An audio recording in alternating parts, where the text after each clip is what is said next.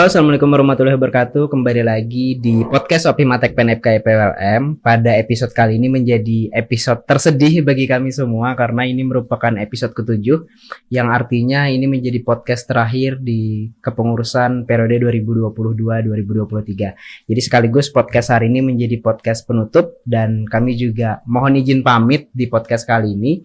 Dan nanti di podcast ke-8 kita akan berbincang bersama Ketua Umum Himatek PNFK PLM yang baru. Meskipun kami pamit, ternyata ada yang baru datang. Dan yang baru datang adalah koordinator program studi kita yang baru, Ibu Dr. Susanti Supyadi SPDMA. Gimana kabarnya, Bu? Alhamdulillah, luar biasa, Rizal. Kalau sekarang menanya kabar itu bukan hanya sekadar basa-basi, Bu. Karena ketika sebelum COVID kan kita selalu berbasa-basi menanyakan kabar. Tapi ketika COVID-19 maka kemudian kesehatan itu menjadi sesuatu yang sangat luar biasa. Jadi ini benar-benar nanya kabar. Jadi nanya, bukan basa-basi ini, Bu. Bukan basa-basi. Kalau gitu saya kurang tidur. Oke. Nah, pada podcast episode kali ini kita akan membahas beberapa hal khususnya terkait kemahasiswaan dan juga bagaimana nanti sinergi antara program studi dan himpunan. Tapi sebelum mulai ke sana, saya ingin menjelaskan beberapa pandangan mahasiswa terhadap bagaimana proses lika-liku pemilihan koordinator program studi yang pada awalnya beritanya sudah menyebar ke mahasiswa bahwa kita punya 2 nama. Dan nama, saya bukan ada. Dan Bu Susanti bukan dari 2 nama itu. 2 nama itu dosen laki-laki, kita tidak perlu sebutkan namanya karena saya rasa semua mahasiswa kita pun sudah tahu dan menjadi rahasia umum. Awalnya 2 nama yang masuk bursa dan sangat kuat waktu itu, tapi kemudian salah satu tidak bisa melanjutkan karena perihal tidak memenuhi administrasi. Kemudian setelah itu yang seharusnya tersisa 1 nama, ternyata ada tambahan pemain baru, Bu. Nah, jadi ada 3 bursa nama. Kemudian menjadi sesuatu yang kita harus tunggu lagi. Bahkan kemarin itu kita pelantikan bersama untuk koordinator program studi, sekretaris program studi, ketua jurusan, dan sekretaris jurusan. Kabarnya udah nyiapin gitu ya, teman-teman. Kita sudah menyiapkan postingan selamat dan suksesnya, tapi ternyata juga belum dilantik waktu itu. Dan kita juga termasuk salah satu prodi yang tidak ikut pelantikan bersama waktu itu ya, Bu.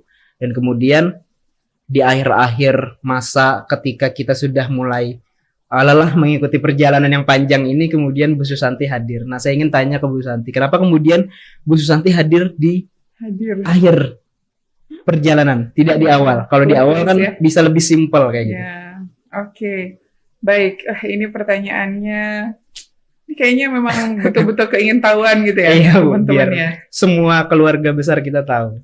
Ya, pengen tahu gitu ya. Baik, kenapa ya hadir di akhir? Yang pertama karena takdir Allah. Itu udah pasti ya. Itu udah nggak bisa tapi memang nggak ada, there's no better word to describe it gitu selain itu gitu ya. Jadi takdir Allah. Satu, saya nggak ada rencana. Jadi ketika pindah ke sini ke Lambung Mangkurat masuk sebagai dosen, mungkin teman-teman tahu semua ya alasan saya kenapa ya meninggalkan hiruk pikuk di Jakarta di kementerian yang 24/7 kerjanya gitu istilahnya, sekarang balik lagi kerjanya 24/7 Rija. Karena Sabtu Minggu juga anaknya banyak kan, 300 orang gitu ya. Kesini adalah untuk ngurus keluarga. Jadi untuk devote gitu ke keluarga banyak waktu. Nah, ternyata kan di sini melihat gitu ya, mengamati gitu bagaimana perkembangan Prodi Tekpen. Saya kan sebagai sebagai orang tua lah gitu ya dari kalian. Saya suka dengan mengajar. Jadi saya suka dengan pekerjaan saya cinta pekerjaan saya, tapi saya lebih cinta lagi orang-orang yang saya ajar gitu.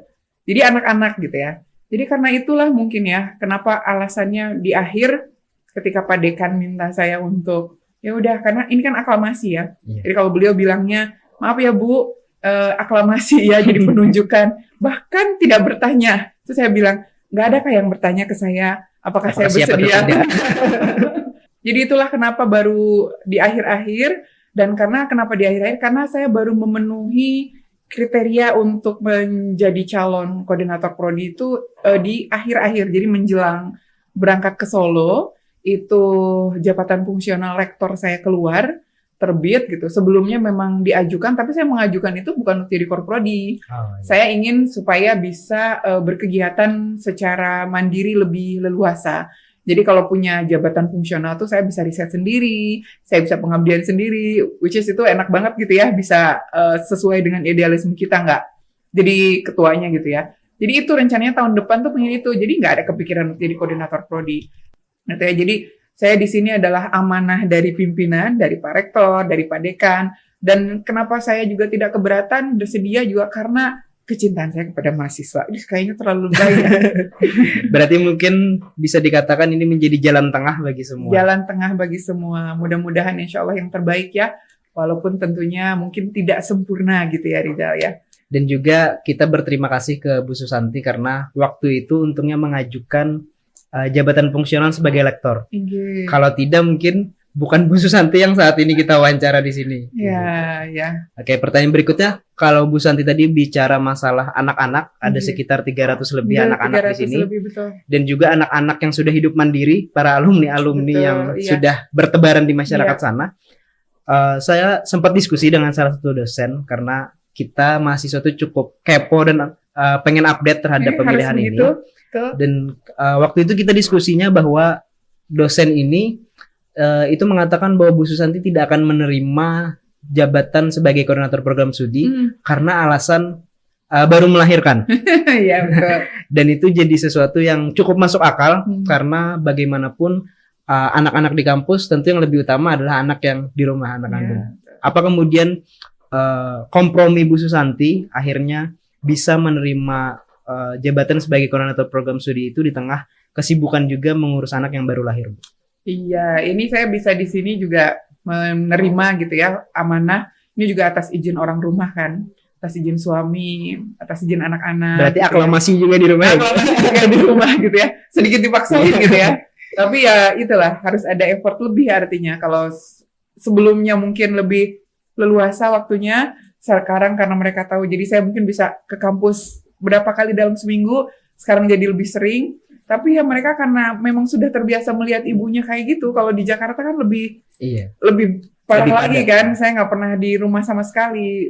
Ke rumah cuman ganti baju dan langsung berangkat lagi. Bahkan kalau yang kecil Yumna tuh dia nggak pernah tidur di rumah, selalu ikut sama saya pindah-pindah ke hotel gitu ya, dari hotel ke hotel. Jadi mereka udah tahu gitu ya. Jadi sebetulnya sih bagi mereka bukan masalah sesuatu yang baru, tapi memang karena mereka juga beranjak dewasa, terutama yang SD sama yang SMA sama SMP. Jadi itu yang lagi menuntut perhatian gitu. Jadi ya itulah effort dari sayanya harus lebih. Tapi ya mudah-mudahan aja karena di sini juga anak-anak mudah-mudahan juga membutuhkan dan bisa saya bantu gitu ya.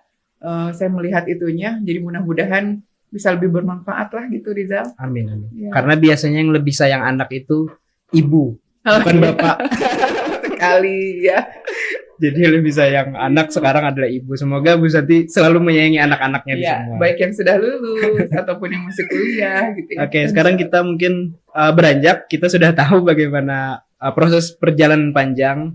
Sekarang tugas kita hanya mendoakan dan juga mensupport Bu Susanti dalam setiap langkah beliau selama 4 tahun ke depan. Dan Himatek Penep KPWRM ini berdiri di tahun 2016. Kita baru beranjak 6-7 tahun dan 6-7 tahun karena di Prodi kan berdiri di 2014. Kita berdiri secara resmi kepengurusan pertama itu di 2016. Jadi ada beberapa kepengurusan yang memang tidak sah waktu itu karena memang orang masih sedikit di angkatan-angkatan awal. Dan alhamdulillah di pengurusan ke periode ke-7 ini karena sebelumnya Kak Mahbub, Kak Irpandi, kemudian Kak Irul, Kak Jimmy, Kak Bagus, dan Kak Bagus 2 periode. Ini kita sudah melaksanakan 28 program kerja, Bu, di periode saat ini. Di antaranya Departemen PSDM, kita ada Educational Technology Explore Camp, kegiatan kaderisasi, kemudian juga kalau untuk bidang pendidikannya kita punya diskusi dan silaturahmi, kemudian kita juga punya temu edukasi mahasiswa teknologi pendidikan. Kalau di Bakminua kemarin kita punya Semarak Teknologi Pendidikan, di Senatalis Teknologi Pendidikan ke-8, kita juga punya Anugerah Tepken Award, dan Bu Susanti salah satu penerima Anugerah Tepken Award untuk kategori dosen teladan, dan itu memang dipilih oleh seluruh mahasiswa kita. Karena nanti ada pertanyaan.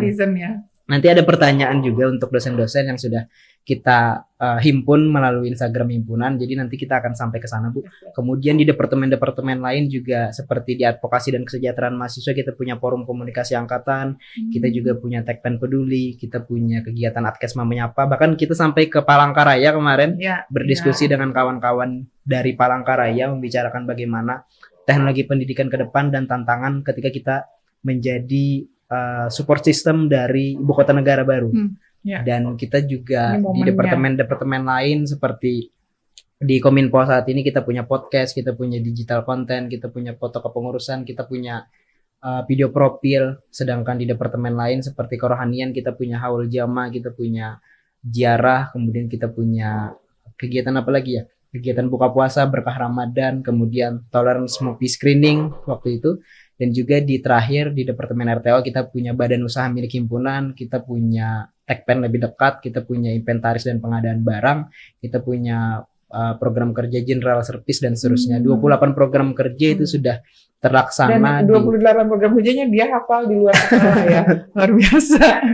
Karena kalau apapun yang terjadi itu yang ditanyakan pasti ketuanya. Iya, nah, dan kalau ada yang salah di anggota pasti ketuanya yang disalahkan. Persis itu Rita ya. Jadi dari 28 program kerja sudah dilaksanakan, kemudian meskipun di tahun ini masih tumpang tindih antara program yang ada di prodi dengan program yang ada di himpunan, dalam konteks kemahasiswaan bagaimana Bu Santi kemudian berkomitmen ke depan kita bisa sama-sama. Artinya ketika ada program yang sudah ada di himpunan, rasa-rasanya tidak perlu lagi ada program yang sama di program studi. Jadi pembagian peran itu, bagaimana Bu Santi kemudian? Iya, saya memang baru ya di sini, baru ya 2 tahun juga belum ya. Tapi sudah bisa melihat gitu ya, mengamati gitu teman-teman. Kalau saya pribadi jujur gitu ya menilai gitu ya, yang yang kalian jalankan ini jauh lebih well organized gitu dibanding dengan yang dikerjakan di prodi sendiri gitu ya. Ini evaluasi diri ya. Ini artinya bukan menjelekan, tapi ini evaluasi diri. Artinya tahu ada satu kendala dan kedepannya harus memperbaiki. Kalau saya bilang bahwa ini udah bagus, sudah bagus dan lain sebagainya gitu ya, nanti akan sulit gitu untuk mengevaluasi. Jadi mungkin kedepannya bagus seperti yang Riza tadi bilang. Jadi kita mungkin bisa petakan sama-sama. Kira-kira kita mau ngapain nih bersama nih gitu ya. Jadi Hima sama Prodi itu mungkin jadi satu keluarga lah gitu ya. Kalau ini kan mungkin sekarang kita mendukung, tapi dukungannya tuh kayak yang masih mendukung aja gitu ya. Bukan integrate gitu, bukan berintegrasi. Hima juga sama. Kalau ada kegiatan di Prodi, kalian kan juga mendukung, tapi yang mendukung aja, nggak involve gitu. Mungkin kalau involve itu kan mulai dari planning, mulai dari organize gitu dan lain sebagainya gitu bisa terlibat di sana. Nah mungkin kedepannya kita bagusnya seperti itu. Jadi kita duduk bareng, kita punya program apa, misalkan gitu ya dengan kan biasanya apa sih ada RAB gitu ya. Jadi nanti bisa masuk ke sana ke dalam penganggaran. Mau apa nih prodi gitu? Misalkan mau ada seminar nasional, seminar internasional, atau mau ada pelatihan apa baik untuk dosen, untuk mahasiswa, ada kuliah umum, ada apa. Nah, apa yang dikerjakan oleh prodi, nanti mungkin apa yang belum dikerjakan oleh prodi, tidak bisa ditangani oleh prodi, baru itu part of Hima gitu ya. Jadi didiskusikan bareng. Nah, semuanya ini jadi apa yang bisa dianggarkan, apa yang bisa dibiayai. Kalau tidak bisa, maka apa solusinya kita cari bersama-sama. Mungkin secara umum, secara singkat, seperti itu sih bayangannya ya. Jadi duduk bersama ya. Jadi duduk bersama. Padahal duduk bersama ini bukan sesuatu yang sulit, tapi selama ini masih belum bisa kita lakukan dengan baik. Kayaknya meja bundarnya itu terlalu kecil. Terlalu kecil. Kursinya masih untuk dosen sekarang karena dosen ada yang baru nggak cukup juga untuk dosen ya. Berarti kita perlu minta ruangan yang fotokopi di sebelah ini jadi ruang dosen. Itu nanti akan mengarah ke kenapa kita mengajukan pindah ke Banjarbaru. Nanti kita akan bahas ke sana. That's the answer ya. Itu jawabannya teman-teman. Berarti nanti spoiler sedikit. Berarti di awal tahun nanti karena Hima akan berganti kepengurusan di akhir bulan, kita akan ada musyawarah ketua umum terbaru terpilih. At least kita sudah punya program kerja, Bu. Mungkin nanti sebelum program kerja disahkan kita perlu komunikasi dulu biar nanti meskipun efektif berjalan di tahun 2024 karena anggaran saat ini kan sudah disepakati di awal tahun lalu. Jadi kemungkinan nanti kita akan lebih bahas banyak program-program di 2024 yang akan datang, kemudian begitu. Kemudian kalau kita beranjak sedikit mungkin seperti yang Bu Susanti sampaikan, kita harus ada pemetaan nih. Pemetaan selama ini mungkin hampir sama dengan penelitian dosen-dosen kan begitu, Bu. Betul. Kalau yang evaluasi ada dosen tersendiri, Evaluasi, ada yang pengembangan dosennya tersendiri. Nah, mungkin di pembinaan mahasiswa pun kita harus demikian. Kemarin kita menang di MTQ nasional, MTQ fakultas juara umum, kemudian kita juga menang di berbagai perlombaan. Nah, mungkin nanti dosen-dosen bukan hanya pembina hima itu bertanggung jawab terhadap satu kegiatan atau satu event yang memang jadi kegiatan kita rutin tahunan, Bu, seperti Pilmapres, kemudian lomba inovasi digital mahasiswa itu kan sebenarnya bidang-bidang dari teknologi pendidikan. Sangat disayangkan kemudian kita selama 9 tahun ini selalu absen di kegiatan itu, sedangkan kalau kita melihat kawan-kawan dari Jakarta, kawan-kawan dari Malang, kawan-kawan dari Surabaya, itu mereka selalu berprestasi dari bidang-bidang yang memang mereka kuasai. Ranahnya Tekpen ya. Jadi ke depan mungkin kita perlu mendiskusikan hal itu untuk prestasi-prestasi mahasiswa. Take note ya, Riza. Kalau mama tuh penyakitnya cuma satu. Apa itu, Bu? Dua. Maunya banyak, tapi pelupa. Jadi harus selalu diingatkan. Betul, harus diingat. Tapi pelupa itu artinya bukan tidak konsisten. Ya gitu ya, fog brain ya gitu. Jadi badannya ada di sini, pikirannya udah kemana-mana gitu ya. Oke, itu tadi terkait kemahasiswaan, kawan-kawan warga himpunan sekalian. Selanjutnya, ini jadi isu yang selalu kita bahas bersama, Bu.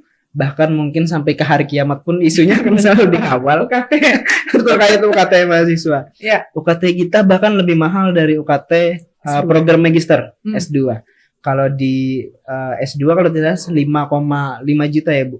Kalau di S1 bahkan ada yang sampai 6,8 juta. Tentu biaya pendidikan kita tentu harus diakui tidak murah. Lalu kemudian di himpunan kita sudah berupaya, kita sudah menyampaikan ke prodi, kita sudah menyampaikan ke Padekan langsung waktu itu, dan beliau menyampaikan memang sudah diusulkan ke kementerian karena menjadi ranahnya kementerian.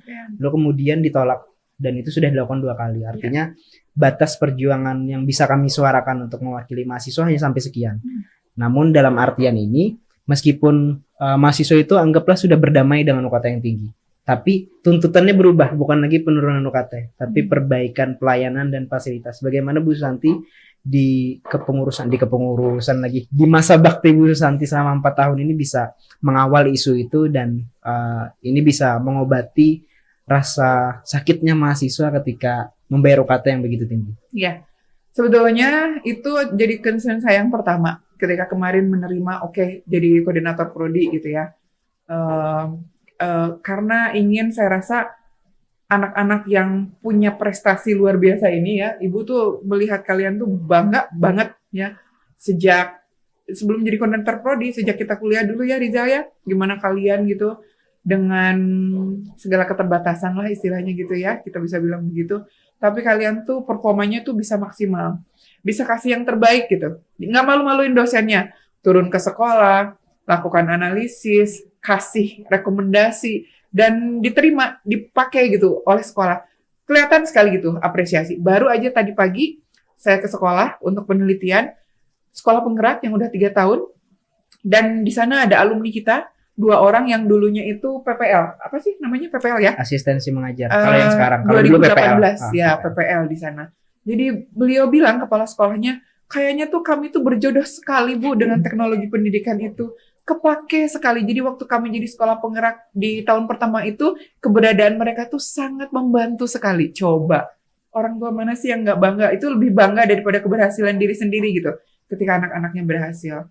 Nah, jadi itulah ada concern saya, dan saya menyadari bahwa kalau di-compare dengan prodi-prodi Tekpen yang lain di luar Universitas Lambung Mangkurat, di luar Kalsel, kondisi fasilitas kita itu kan sangat terbatas ya. Baru kemarin kita waktu ke APSTPI ya benar, temu kolegial, berkunjung ke UNESA. Mereka punya ruang sinematografi itu twice this room. 2 kali ruangan ini dengan semua peralatan yang lengkap. Ruangan micro teaching mereka punya sendiri, apalagi multimedia mereka punya sendiri, gitu ya teman-teman. Jadi itu karena apa? Karena memang mereka space-nya cukup, gitu ya. Dan kalau misal dengan 6 juta, kalau kondisinya kayak gitu, rasanya mungkin mahasiswa juga bangga lah gitu, saya punya kampusnya, fasilitasnya kayak gini, gitu ya, saya bisa menikmati kayak gini. Nah ini juga kan Padekan pernah juga ya, Riza ajak ke sini kan, Riza kasih lihat lab kita ya. Beliau diajak tapi beliau nggak sempat ke atas Iya, ya. Nggak sempat ke atas. Akhirnya beliau nanya kan sama saya, kayak apa sih Bu ruangannya? Jadi Prof, saya bilang, ini ruangan kami ini yang di atas ini, ruang fotografi ini, satu ruangan prodi di bawah, itu dibagi 3. Satunya ruang baca, satunya fotografi, satunya podcast. Anak kami itu ada 300 orang. Ruang fotografi itu diisi 7 orang aja udah sesak, Prof. Ya kan? Diisi 7 atau berapa lah, 10 orang udah sesak kan gitu ya. Ini berapa orang nih? 7 orang yang nggak sesak juga ya. 10 orang berapa lagi gitu ya, udah sesak gitu. Jadi itulah kenapa gitu ya. Kalau misal mau di sini, kita ini langsung nyambung ke ini ya, ke Banjarbaru ini ya gitu ya. Ya karena itu gitu ya. Kami mau mengupayakan fasilitas yang bagus gitu ya, layanan yang bagus supaya menyamai yang 6 juta itu. Mau di sini mau di mana? Nah, puncaknya ini ketika saya jadi korprodi ini kan kita sudah ada wacana mau minta ruangan yang sebelah untuk jadi ruangan kita. Ternyata waktu rapat untuk PKKMB ya, benar ya PKKMB, Pak Dekan di sana mengatakan dan menegaskan bahwa yang bukan ruangan situ sih, bahwa satu ruangan di atas itu di lantai 2 yang kita biasa belajar itu pun akan diambil satu untuk display apa ya, KPKU atau apa gitu ya dari prodi ekonomi kalau nggak salah. Pokoknya intinya ruangan di atas yang selama ini jadi ruang kuliah kita itu pun akan diambil satu. Jadi yang di bawah itu udah oleh koperasi untuk ruangan fotokopi, yang di atas pun akan diambil satu. Berkurang lah gitu ya. Jadi itulah sebabnya kenapa kalau misal kita mau nambah kamera yang 360 buat conference gitu ya. Mau di mana ruangannya? Mau di ruang prodi? Nggak bisa di kelas kita nggak ada yang kelas khusus untuk Tekpen. Kelas kita rebutan dengan prodi-prodi lain. Nah jadi inilah sebabnya kenapa akhirnya ya, karena untuk menyamai gitu ya, agar sepadan gitu ya antara UKT yang kalian bayaran dengan fasilitas dengan layanan yang diberikan, itu kami akhirnya memohon arahan dari pimpinan seperti apa, dan sarannya beliau adalah untuk pindah ke Banjarbaru. Karena di sana ada lahan, ada 12 ruangan yang bisa dipakai, dan ini bisa dipakai oleh kita semua. Terus kami koordinasi lah dengan teman-teman di PKH yang sudah duluan ke sana. Saya bilang, kayak gimana di sana belajar, lingkungannya? Mereka bilang bagus sekali katanya gitu. Pak Dekan juga bilang kalau mahasiswa mungkin pertama-tama soal kosan mereka susah, tapi di sana juga banyak kosan, lebih murah-murah lagi. Biaya hidup lebih murah di sana, air lebih nyaman di sana, udara lebih enak di sana. Saya nanya ke Pak Andi ya, korprodi PKH, kayak gimana? Pak Andi saya bilang, enak aja Bu, nyaman. Katanya kita kan di sana luas ya, mau bikin apa saja, mau bangun apa saja, kita bisa gitu ya. Jadi intinya kita punya keleluasan untuk kasih yang terbaik gitu. Jadi kita betul-betul bisa merancang, kalau bikin fotografi perlu studio, ya bisa bikin sinematografi, ya bisa gitu, ada ruangannya gitu Riza. Jadi ya itulah untuk menyamai UKT itu, karena Riza tadi kan juga sudah bilang ya, sudah 2 kali kita ke kementerian dan nggak bisa. Ya entah kenapa gitu ya, mungkin ada perhitungan karena kita kan ada kelas, ada pembelajaran yang praktik ya, pakai lab itu. Kalaupun bisa kita turunkan, itu perhitungannya tetap itu untuk menurunkannya pun juga prosesnya lama. Jadi there is no other way gitu. Mau di sini mau di mana gitu. Gitu ya. Oke. Yang menarik Bu, pada saat bertemu Pak Dekan, kami bersama kawan-kawan Ormawa itu banyak juga keluhan terkait PKH yang memang dari segi fasilitas di sana masih belum terlalu maksimal. Ya. Itu kemudian jadi kekhawatiran kita juga. Kecuali lah kita pindah ke sana, tapi dengan catatan ruangan di sana sudah standby semua dan kita tinggal memindahkan orangnya. Jadi secara infrastruktur semua sudah siap, lalu kemudian baru kita pindah. Tapi kemudian yang jadi kekhawatiran mahasiswa juga, kan episentrumnya Universitas Lambung Mangkurat ada di Banjarmasin. Apa-apa tentu kita harus berurusan karena dekanat di sini, maka kemudian kita harus ke Banjarmasin. Kita juga harus koordinasi terus untuk kegiatan-kegiatan baik itu ke dekanat atau ke rektorat, sehingga kemudian itu menjadi salah satu pertimbangan mengapa kemudian teknologi pendidikan tetap harus di Banjarmasin. Tapi apapun keputusan ke depan, mungkin kita harus duduk sama-sama lagi dan kita harus berkompromi ketika kita pindah ke sana apa yang kita dapatkan, dan ketika kita tetap di sini, apa konsekuensi yang kita bisa tanggung sama-sama, biar kita sama-sama fair antara memilih Banjarmasin Banjarbaru, bukan hanya tentang satu pertimbangan atau dua pertimbangan, tapi banyak pertimbangan yang harus dipikirkan kemudian. Saya tertarik dengan statementnya Bu Susanti ketika ada alumni kita yang kemudian sangat dibutuhkan di satuan pendidikan. Ini artinya kalau boleh meminjam istilah Pak Monri, teknologi pendidikan itu memberikan warna baru di FKIP. Tapi seperti yang saya sampaikan, warna baru itu biasanya jarang dikenal. Nah, kemudian tugas kita adalah memperkenalkan warna itu. Dan salah satu hal yang bisa kita lakukan, selain dengan kita terus mengembangkan karya-karya yang bisa dimanfaatkan, kita juga bisa menaruh mahasiswa kita di berbagai kegiatan yang khususnya itu di satuan pendidikan. Nah, kemarin kami sempat ke Malang, kita rapat koordinasi nasional IMATEPSI. Ternyata Bu, di Jawa Timur itu ada MOU satu sekolah satu PTP dan itu disetujui oleh BKD, jadi formasinya ada. Nah, ke depan mungkin apakah kita akan meniru Jawa Timur untuk memastikan lagi lulusan kita itu bekerja sesuai dengan profil lulusan yang kita harapkan. Iya, itu juga sama ya, kami juga sudah memikirkan itu. Jadi sekarang mungkin kita tracer study kita juga masih sedikit sekali, jadi kita juga belum bisa nge-trace ini anak-anak bekerja di mana, diminta pun juga kan alumni kita masih agak agak susah gitu. Makanya kemarin sempat terpikir acara yang seminar itu kan kita mau barengkan dengan temu alumni gitu ya. Cuman karena mepet acaranya jadi belum bisa dilaksanakan. Alhamdulillah pas penutupan 2017 datang ya. Jadi mungkin iya Riza, kita pertama karena yang akan menggunakan tenaga kita itu adalah instansi-instansi gitu ya, lembaga-lembaga, jadi kita perlu koordinasi dengan mereka. Kalau untuk PTP tentu kita harus dengan BKD ya, BKD provinsi, BKD kabupaten, BKD kota, nggak bisa hanya dengan BKD provinsi saja. Karena kalau provinsi dia hanya SMA sama SMK sama SLB. Kalau mau ke SMP sama ke SD, kita harus ke kabupaten dan kota. Jadi harus ke situ. Cuman memang seperti saya udah bilang ke Riza kemarin ya, turnover di pemerintah ini kan cepet ya. Jadi mungkin kita udah ngomong sekali ke kepala BKD-nya, bisa jadi sebulan, 2 bulan, berapa bulan, dalam 1 tahun dia dipindah gitu ya, kemudian beda lagi. Nah, kalau kemarin teman-teman yang di UNESA, dia juga ada strategi, dia naruh si mahasiswanya untuk magang di BKD.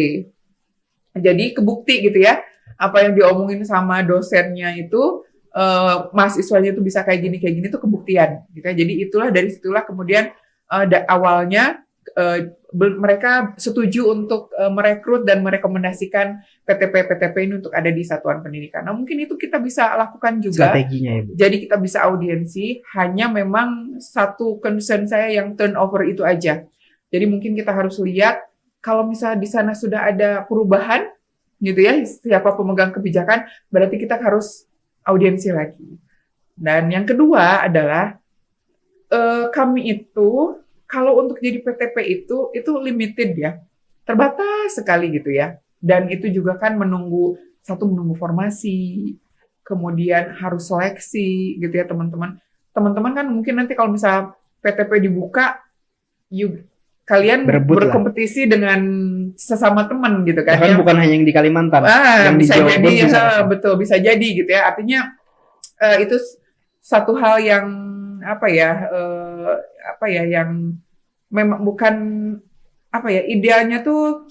Jadi kita nggak hanya fokus ke sana aja gitu loh, tapi juga harus kemana nih. Nah ini harus kemananya ini yang harus dicari. Nah ini yang kami harus mungkin nanti bisa sama-sama dengan Hima. Harus kemana nih kita gitu? Apakah kita kan di sini banyak ya perusahaan tambang, perusahaan apa lagi? Perusahaan sawit yang kebakaran itu, asapnya sekarang kemana-mana. Iya tuh kan mereka harus ini juga ya, jadi ini juga ya.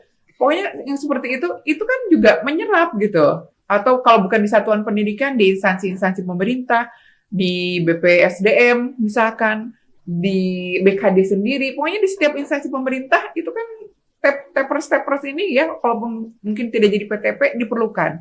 Nah itu mungkin yang chance kemananya itu yang perlu kita jawab sama-sama nanti. Jawab sama-sama, cari. Dan kalau misalnya kita sudah ketemu, misalnya ke mana gitu ya, misalkan ke Adaro atau ke Hasnur gitu ya. Hasnur sendiri lembaga ini ya, lembaga, tapi ada tuh 2 mahasiswa S2 juga dari Hasnur. Artinya TP itu juga dibutuhkan di sana.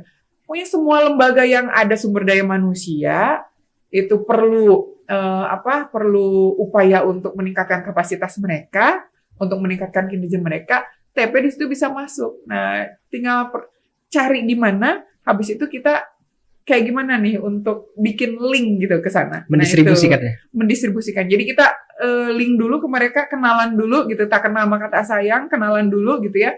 Terus kita perkenalkan gitu. Ini lulusan, ini ada Tekpen, lulusan Tekpen. Karena kita juga kalau ke sekolah-sekolah banyak loh yang belum tahu teknologi pendidikan ya. Ini prodi baru katanya begitu kan ya. Tapi makanya tadi seneng banget ketika sekolah dia udah kenal gitu.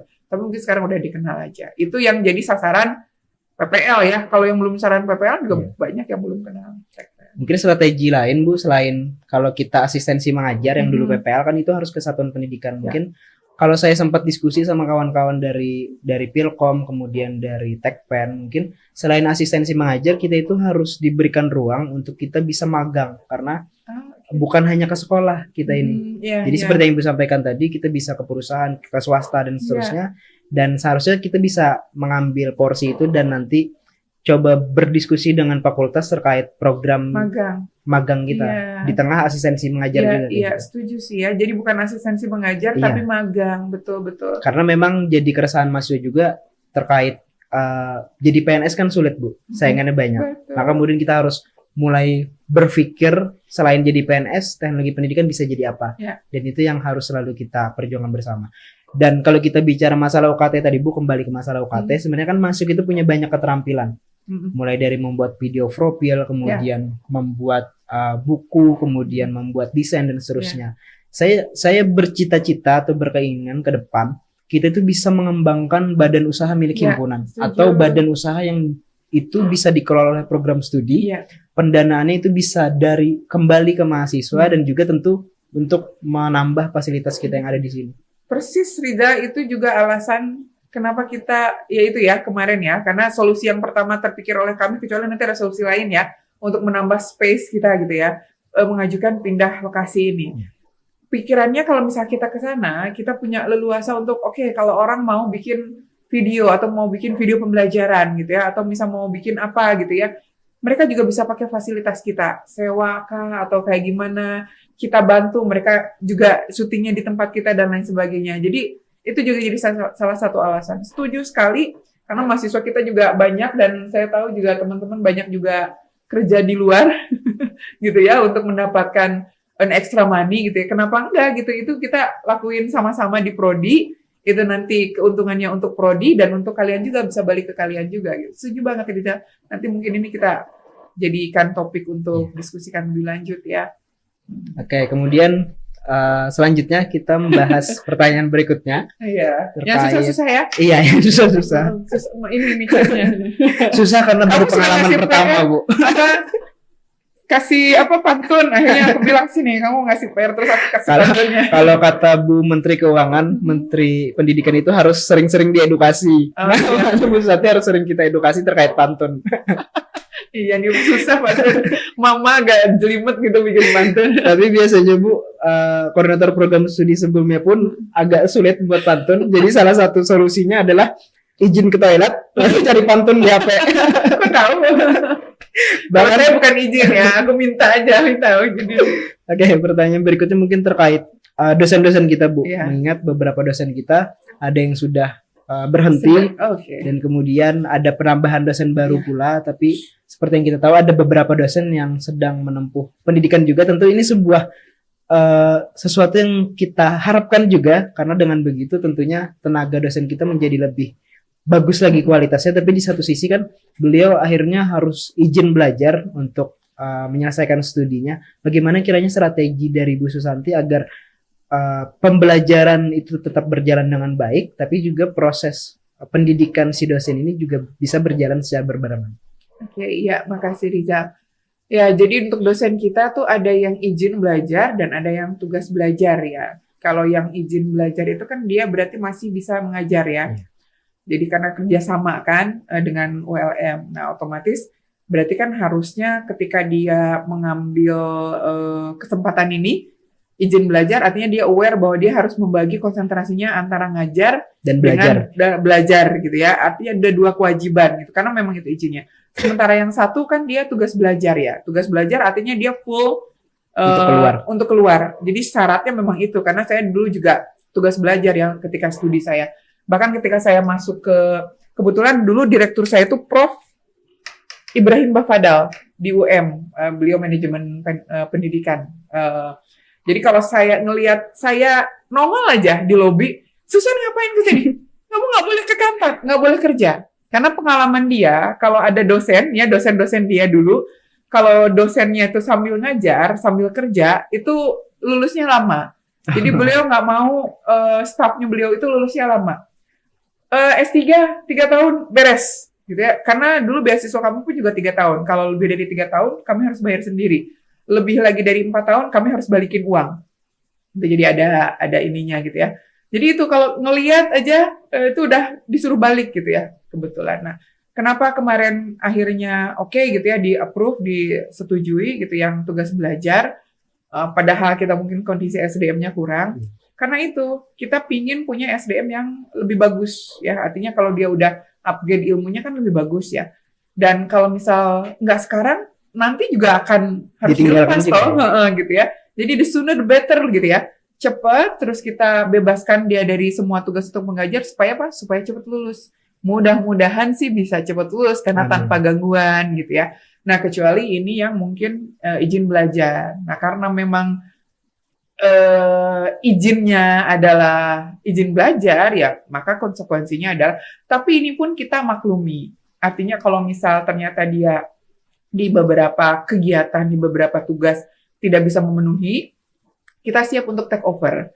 Gitu ya, ada yang menghandle lah gitu ya. Kita kan ada dosen baru sekarang ya, dari P3K ada Pak Komario, dengar-dengar juga akan ada tambahan lagi 1 P3K kita gitu ya. Kemudian ada dosen luar biasa juga ya, ada Bu Eka, ada Pak Iqbal. Nah, nanti mungkin untuk men-take over itu, kalau misalnya memang dari dosennya ada, aduh Bu saya overwhelmed gitu ya, kewalahan gitu, harus mengajar berapa mata kuliah dan lain sebagainya, kan kita bisa cari solusi gitu, kayak gimana. Yang penting mahasiswa ini bisa terlayani. Itu satu, kalau dari segi waktu ya, bisa ya. Kemudian kedua dari segi mutu. Ini juga jadi concern gitu ya, jadi dari mutu pembelajaran. Kan kita itu harus walk the talk ya. Walk the talk tuh gini, saya ngajar evaluasi pembelajaran, saya ngajar pengembangan sistem pengelolaan, saya bilang bahwa bisa kurikulum merdeka lah, pembelajaran berdiferensiasi, saya berteori tentang itu, tapi pembelajaran saya nggak berdiferensiasi, gitu, itu susah ya, mungkin bisa juga bilang, ibu belum pembelajaran berdiferensiasi, itu susah gitu ya, tapi tuh saya tuh pingin tuh walk the talk gitu, kalau misalnya kita bilang bahwa penggunaan media untuk pembelajaran itu optimal, ya dosennya pun ketika ngomong gitu, ngajar tuh harus pakai media gitu. Artinya selama ini kalau saya pribadi ngerasa bahwa saya belum walk the talk. Nah, saya pingin ngajar itu kayak gitu. Ketika saya ngajar sesuatu, karena Tekpen itu kan belajar tentang cara ngajarin, gitu kan. Jadi cara kita ngajarin itu akan jadi cerminan kayak gimana gitu sebetulnya apa yang kita omongin itu dipraktekkan gitu kan ya. Jadi mungkin ini perlu ada evaluasi. Nah, kalau saya lihat kan memang di prodi ini setiap tahun tuh ada ya. Bahkan dari fakultas itu kan ada ya. Evaluasi audit mutu internal AMI itu. Kemarin baru sebelum setelah balik dari Solo ini kita diaudit kan, itu hampir sama persiapan untuk akreditasi, tapi tentang mutu pembelajarannya. Jadi kita ditanya dan kita ketahuan nih ada yang bolong-bolong, Riza. Roadmap penelitian belum ada, tapi untuk akreditasi juga nanti kita harus penuhi. Terus panduan untuk pemanfaatan hasil penelitian untuk pembelajaran. Itu masih belum ada juga kita. Artinya ada PR gitu. Nah, ini mungkin pelan-pelan harus diperbaiki. Jadi setiap tahun itu kita harus make sure bahwa itu masuk gitu ya, evaluasi, audit gitu ya, evaluasi jadi refleksi untuk pembelajaran, review kurikulum. Misalkan kalau kita ingin pakai project kayak dulu yang mata kuliah saya yang gitu TIK ya, yang TIK pembelajaran atau yang pengembangan sistem dan evaluasi kan digabungin. Berarti kan kayak gimana nih konsekuensinya? 2 orang dosen apakah harus kerjasama? Modulnya harus kayak gimana, RPM-nya harus duduk bareng gitu. Terus nanti tahun depan kita refleksiin lagi, kita perbaikin lagi. Di perguruan tinggi ini menurut saya tuh udah dari dulu tuh udah merdeka. Beda dengan di pendidikan dasar dan menengah. Sekarang baru merdeka tuh mereka tuh sekarang nggak diatur gitu ya, kompetensi yang harus dicapai. Kalau di perguruan tinggi kan dari dulu yang merumuskan kompetensinya prodi sendiri. memang ada asosiasi, tapi fleksibilitasnya Tetap kewenangannya diprogram tetap di prodi. Artinya sebetulnya kalau karakteristik kita memang seperti ini, kita bisa leluasa gitu untuk merubahnya tanpa harus nunggu izin dari fakultas, nunggu izin dari apa gitu, karena kita yang punya authority-nya, kita yang punya kewenangannya. Beda memang di pendidikan dasar dan menengah. Nah, jadi ini sebetulnya hal yang perlu juga kami perhatikan. Mungkin juga butuh dukungan hima.